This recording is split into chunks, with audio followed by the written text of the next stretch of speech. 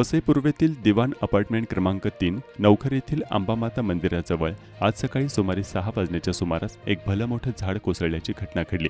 हे झाड मिनी टेम्पोवर कोसळल्याने टेम्पोचं नुकसान झालं आहे। तसेच रस्त्यावर उभ्या असलेल्या 3 ते 4 वाहनांवरही झाडाच्या फांद्या कोसळल्याने वाहनांचे देखील नुकसान झाले आहे। एमएससीबीच्या वीज वाहिनीवरही हे झाड कोसळल्याने विजेच्या तारा देखील तुटल्या आहेत। हे विशाल झाड तब्बल 60 फूट रुंदीचा रस्ता ओलांडून दुसऱ्या बाजूला कोसळले आहे।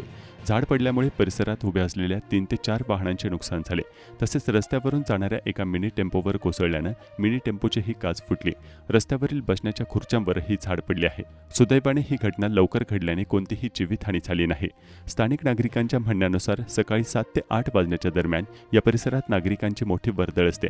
त्यावेळी हे झाड कोसळले असते तर मोठी दुर्घटना घडण्याची शक्यता होती। 2 तास उलटूनही पालिकेची संबंधित यंत्रणा अद्याप झाड हटवण्यासाठी आली नाही।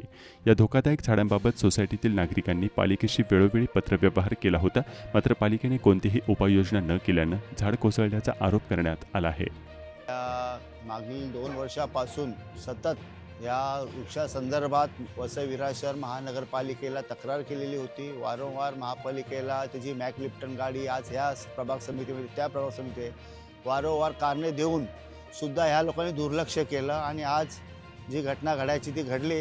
दिवाण अपार्टमेंटचे सेक्रेटरीने सकाळी मला भेटले, मला बोलले की आम्ही ह्यांना वारंवार नगरपालिकेला पत्र देऊन सुद्धा पोलीस स्टेशनला पत्र देऊन सुद्धा यांनी कारवाई केली नाही। आज ही घटना घडली आहे। सुदैवाने आज जीवितहानी झाली नाही, परंतु आज आपण बघितलं इथे किती टेम्पोचं नुकसान झालेलं आहे।